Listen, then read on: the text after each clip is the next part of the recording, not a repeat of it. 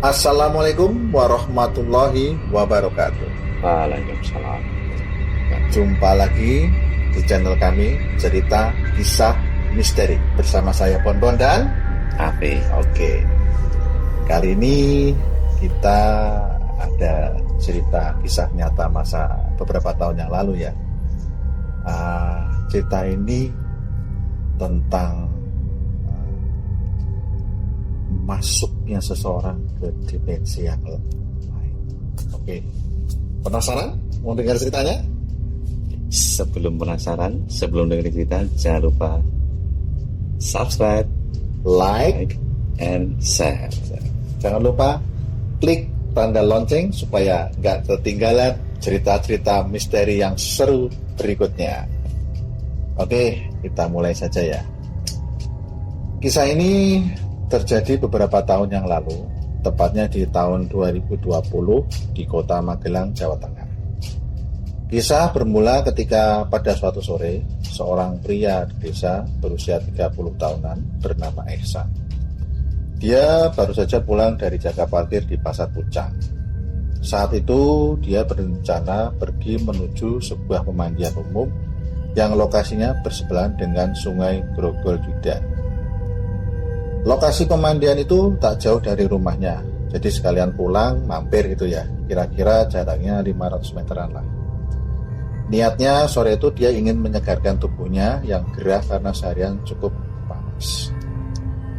Kemudian dia menuju sungai untuk sekedar berendam dan menikmati kesegaran air Sungai Grogol Judan yang masih jernih dan sejuk. Sebetulnya dari sejak kecil dia itu sering berendam di sungai tersebut karena kebetulan dekat rumahnya itu, dan airnya pun dangkal sehingga relatif aman buat bermain air di sana. Sebelumnya Ehsan sempat mengabari kepada ibunya melalui handphonenya bahwa sebelum pulang dari pasar dia akan mampir mandi di sungai itu. Karena kebetulan Ehsan ada janji dengan ibunya untuk mengantar takziah, jadi dia memutuskan untuk sekalian mandi. Selain itu juga ibunya sudah menyiapkan konsumsi buat acara mujahadah menyambut malam tahun baru Hijriah di masjid di desanya.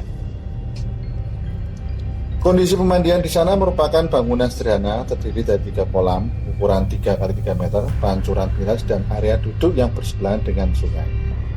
Jadi ini kolam, terus di bawahnya itu ada sungai dekat nempel gitu. Pemandian ini biasa digunakan warga setempat untuk mandi, membilas hasil kebun, mencuci atau sekedar bersantai sambil menikmati suasana tepi sungai.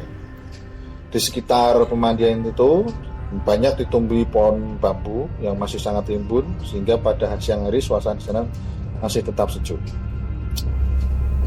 Lanjut, sementara itu ibunya Tri, 55 tahun, mulai gelisah ketika anaknya Ehsan sampai waktu maghrib tiba tak kunjung pulang.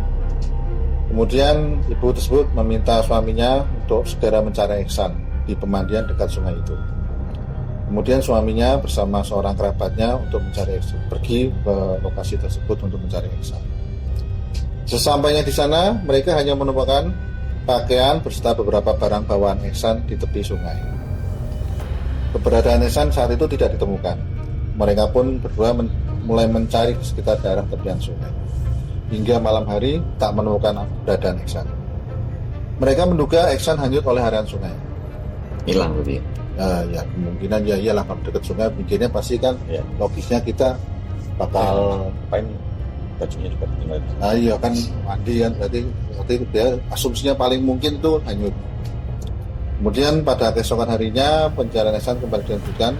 Kemudian warga Ehsan meminta bantuan kepada warga desa, aparat desa, bahkan waktu itu juga sempat ditujukan tim SAR dari yang khusus untuk mencari orang yang dalam kondisi hilang tersebut.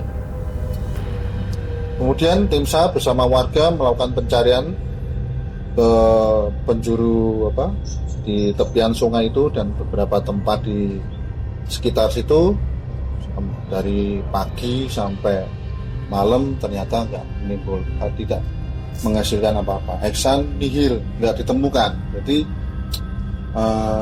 dan di situ kondisi pada saat sedang mencari itu, tim SAR juga agak heran gitu sebetulnya.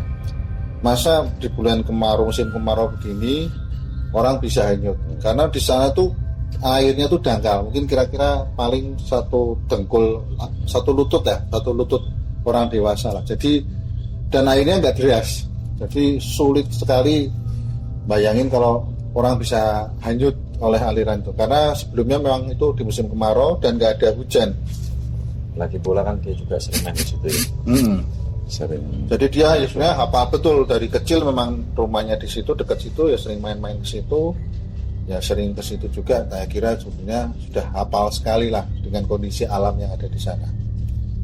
Jadi pada saat itu hari pertama pas pencarian, setelah itu malamnya kan kejadiannya malam ya, nyali malam, terus besoknya bersama tim itu nyali itu nggak ketemu.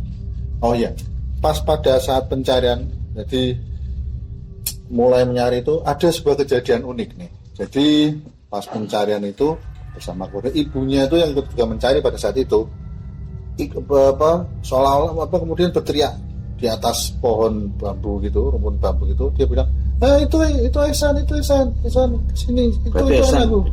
di pohon bambu itu. Menurut mungkin penglihatan ibunya di pohon bambu. Nah, tapi warga dan yang orang mencari sana nggak ada satupun yang melihat itu. Warga bingung pada saat itu, ini ada apa ini? Ibunya tuh sampai histeris gitu, menunjuk-nunjuk bahwa anaknya tuh ada di atas pohon bambu, rumpun bambu. Ya agak sulit juga bayanginnya. Ada orang. Tadi itu malam ya? Malam, jadi pas saat itu malam. Nah, kasus ini juga sempat pernah heboh ya di media sosial juga. Itu jadi yang pas ibunya nyari-nyari Ihsan itu, yaitu yang kemudian tiba-tiba jadi cerita ini mungkin menyebar. Warga di situ sudah mencari Ihsan sampai radius 3 km, namun hasilnya masih nihil. Jadi pada pencarian hari pertama belum ketemu. Pencarian hari berikutnya pun dilanjutkan di hari berikutnya. Nah, pas hari berikutnya itu juga sampai malam juga belum ketemu. Udah disusuri tepian sungai sama di daerah sekitar. Tim pencari juga mulai melakukan penyisiran daerah-daerah yang ada di situ sampai radius 3 km.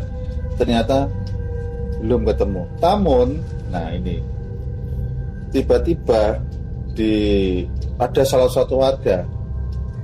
Nah, sengaja itu malah ditemui oleh Ihsan itu sendiri. Di depan MTS Ma'arif Pucang.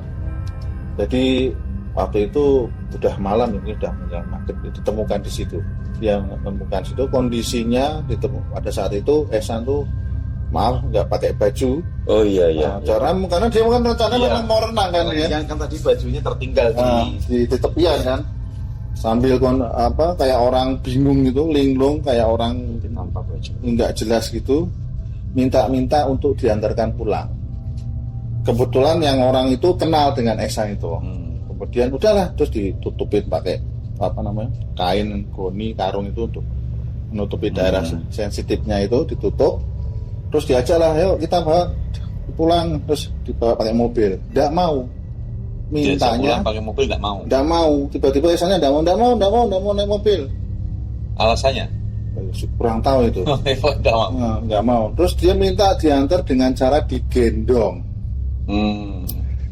Jadi digendong. Unik ini jadi si Ihsan itu minta diantar dengan cara digendong. Oke lah, akhirnya dituruti lah. Dan kemudian Ihsan ditemukan, alhamdulillah pencarian ketemu dalam kondisi yang masih sangat lemah sekali Ihsan, dan kayak orang kalau dibilang linglung gitu ya, orang yang nggak sadar gitu, kayak orang bingung. Nah, terus dibawalah dia ke rumahnya. Warga ini kemudian banyak spekulasi nih dari warga ini, apakah Ihsan ini diculik semacam semacam lampor, orang sana bilangnya lampor, jadi semacam hantu yang suka menculik orang untuk dibawa ke alam lain. Karena beberapa waktu itu soalnya gini, ketika lokasi yang ditemukan itu ramai banyak lalu lalang, tapi nggak ada yang lihat, nggak ada yang tahu-tahu udah ada di situ aja gitu. Dan itu dekat dengan lokasi, sebetulnya nggak jauh-jauh banget. Jadi orang di sana sudah nyari, menyusuri pagi, siang, sore sampai malamnya nggak ada itu. Dilalah pas hari kedua itu emang malam itu ketemu di situ. Nemu sendiri, nongol sendiri itu. Nah itu orang-orang mungkin banyak menduga, wah ini jangan-jangan Ihsan diculik makhluk halus atau apa, terus bawa ke dunia lain. Bawa ke dunia lain. Nah beberapa saat setelah tersadar, Ihsan baru bisa berkomunikasi dengan orang-orang di sekitarnya. Dia mulai menceritakan kejadian baru saja dialaminya. Ihsan menuturkan, ketika itu hari mulai sore. Setelah seharian dengan cuaca yang panas, dia berencana hendak mandi dan berendam di sungai. Saat itu kebetulan suasana pemandian sepi, tidak ada orang lain di sana. Jadi pada saat itu memang nggak ada orang lain yang ada di sana. Kemudian dia mulai membuka baju dan meletakkan barang bawaannya di tepi dekat pemandian. Oh ya, sebelumnya juga dia sempat untuk buang air dan sempat duduk-duduk dulu dan main HP ya. Kemudian dia buka baju, meletakkan dan di dekat pemandian itu. Kemudian dia turun menuju ke sungai dari pemandian itu, turun ke sungai. Itu ada beberapa anak tangga yang harus dilalui itu. Nah, ketika sebelum kakinya sempat menginjak sungai, tiba-tiba dia merasa ada seseorang menepuk tengkuknya gitu dari belakang. Saat itu dia merasa tangannya menepuknya terasa dingin sekali. Tangannya ya? Tangannya menepuk itu. Belum sempat dia menoleh, tiba-tiba dia merasa pandangannya menjadi gelap. Kemudian sesaat dia tersadar, dia merasa sudah berada di tempat lain yang tidak dia kenali. Saat itu seperti dalam barisan panjang yang berisi laki-laki dan perempuan berpasang-pasangan. Jadi ada laki-laki, perempuan panjang sekali. Dalam pandangannya, dia melihat perempuan itu memiliki penampilan atau wajah yang sama, yang mirip. Jadi semua yang sebanyak itu berarti mirip. Iya, berarti berpasang-pasangan laki dan perempuan itu perempuannya wajahnya sama semua. Nah, penampilan dan wajahnya mirip sama semua lah gitu. Laki-lakinya? Nah, yang laki-lakinya menurut dia itu penampilannya malah beda-beda. Jadi ada yang rambutnya cepak, ada yang gondrong. Itu korban-korban yang dibawa ke sana kali ya? Nah, mungkin juga itu. Gitu. Dia dicari yang laki-laki. Ada yang rambutnya putih sudah berubah. Jadi yang laki-lakinya penampilannya beda-beda. Beda. Berarti kan yang digait yang laki-laki. Ya itu kemungkinannya seperti itu. Karena perempuannya sama semua kan. Perempuannya sama semua. Gambarannya seperti itu. Bahkan ada juga yang laki-laki malah kayak seperti orang yang terluka gitu. Ada mungkin ada darah ngeri juga ya. Saya kurang tahu juga itu Pak. Menurut ceritanya begitu. Pada saat itu dia ada di barisan yang paling kanan. Jadi ini laki-laki perempuan laki-laki, perempuan laki-laki, perempuan laki-laki. Nah, berarti 3 baris perempuan, 2 gitu kan. Dia yang paling kanan di sisi paling. Ada 3 baris perempuan laki-laki. Oh iya. Tapi ada 3 baris tapi memanjang. Memanjang gitu kan. Nah, dia yang sebelah kanan sendiri. Nah, dia masih sebelah kanan sendiri. Saat itu dia di barisan paling kanan bersama perempuan cantik memakai kemben dan selendang halus berwarna krem muda dengan rambut terkuncir di belakang. Sedangkan saat itu dia memakai pakaian yang senada dengan perempuan yang di sebelahnya. Jadi kalau perempuan itu pakai warna krem, dia juga pakai warna krem. Gitu. Sepasang gitu ya. Di sebelah kirinya masih ada 2 pasang laki-laki dan perempuan. Jadi 2 pasang itu. Iya. Karena dia kanan sendiri kan 2 gitu ya. Masih dalam kepanikan itu, tiba-tiba dia teringat anak dan istrinya. Ingin rasanya menangis atau berteriak. Jadi dia tuh bingung apa. Dia sudah berumur 30 tahun kan ya. Cuma mungkin ikut bareng sama orang tuanya kan. Jadi, dia tuh tiba-tiba keingat itu aja.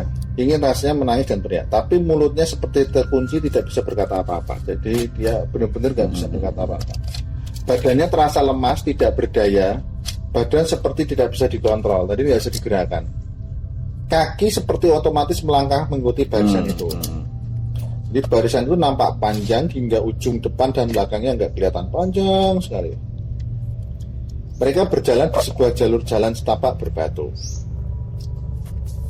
Masih seingatannya, suasana sekelilingnya itu nampak kosong, tidak ada apa-apa. Tidak tahu juga tujuannya kemana barisan itu. Jadi hanya mungkin gelap, remaram, terus agak kabut-kabut gitulah. Sesekali di kejauhan sama-sama dia melihat seperti bola api yang mengikutinya. Jadi jauh-jauh gitu. Ada bola api yang mengikutinya. Bola api atau cahaya. Itu berarti kondisinya dia di situ baris malam hari ya? Gimana? Nah itu. Ia merasa cukup jauh berjalan, kira-kira 2 jam dia berasa berjalan dan suasana saat itu agak gelap seperti saat maghrib atau subuh dan udaranya sangat sejuk. Ehsan mengira bola api atau cahaya mengikutinya adalah obor atau senter orang-orang yang mencarinya gitu. Jadi sebetulnya dia kayak agak sadar bahwa dirinya tuh seperti ada yang nyari. Ada yang nyari. Itu antara setengah sadar dan tidak sadar menurut saya itu, jadi seperti itu ya. Jadi terus kemudian hanya nggak bisa kontrol badannya. Badannya seperti lemes sekali. Dia soalnya harus ikut dipaksa jalan terus. Tapi dia nggak bisa ngapa-ngapain, ngomong nggak bisa, menggerakkan tubuhnya dia nggak bisa. Nah, setelah lama berjalan, kemudian dari barisan itu jalan terus. Ada sosok laki-laki tua yang membagikan makanan. Tiba-tiba ada seorang sosok laki-laki yang membagikan makanan.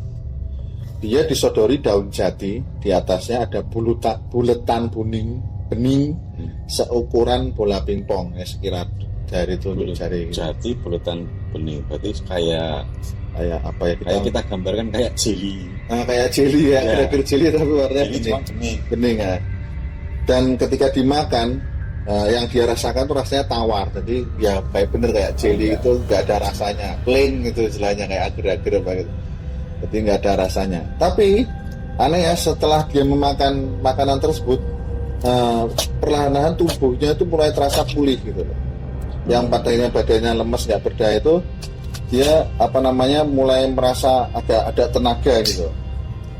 Nah, pada kesempatan itu dia mulai coba-coba menggerakkan tubuhnya, kemudian coba menggerakkan kaki-kakinya, dan ternyata berhasil.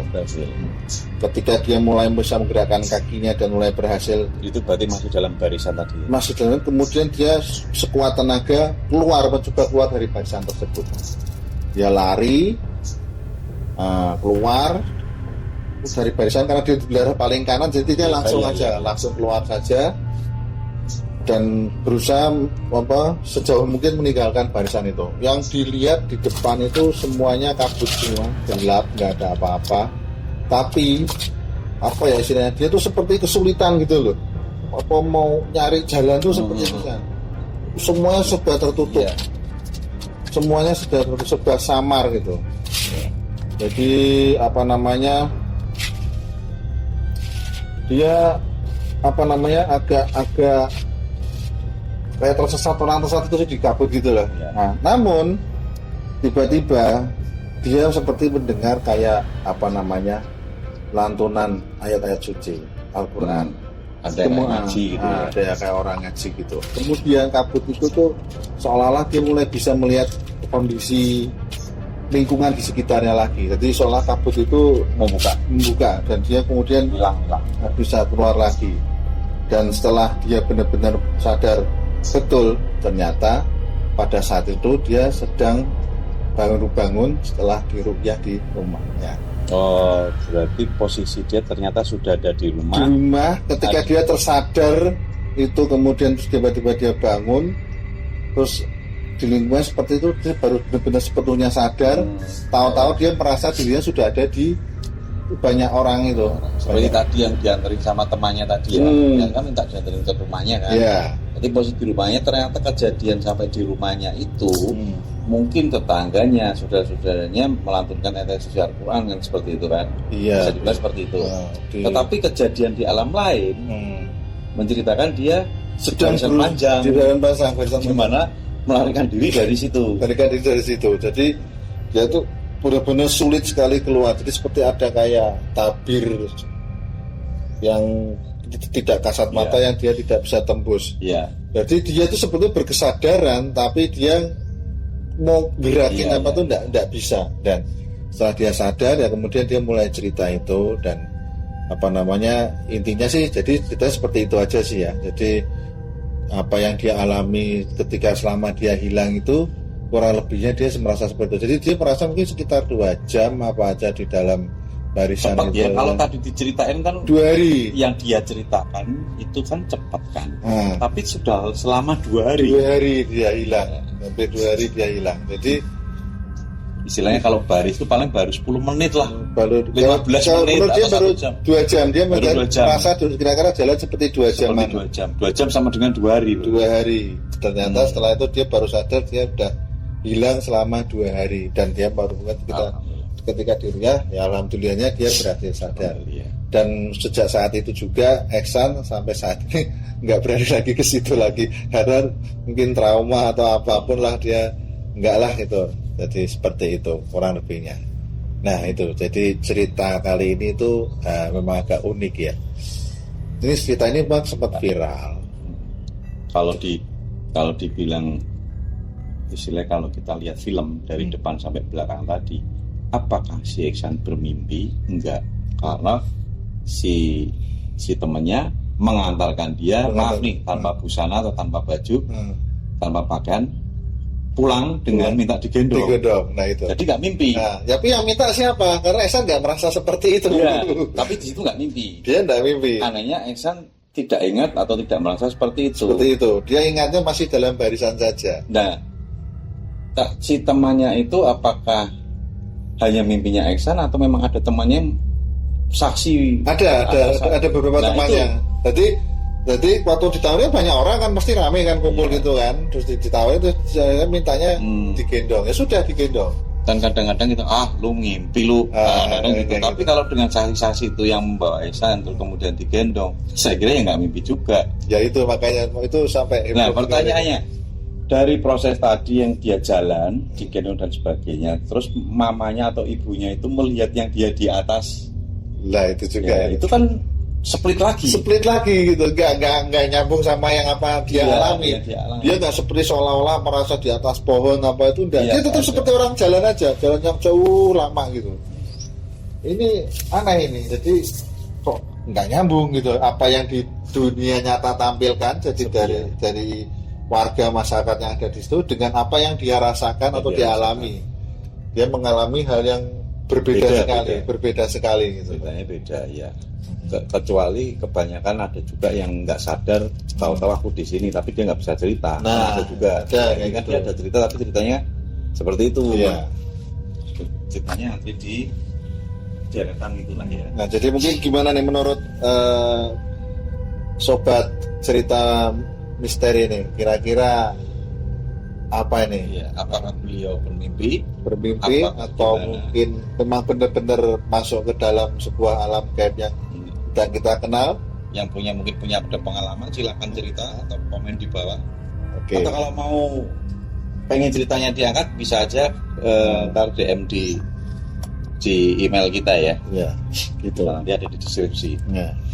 Kita terima kasih buat yang sudah subscribe, like, dan share. Demikian yang bisa kita sampaikan pada hari ini. Semoga bisa menghibur dan memberikan manfaat pada pemirsa setia kita. Saya Bonbon. Dan saya Afi. Wassalamualaikum warahmatullahi wabarakatuh. Waalaikumsalam.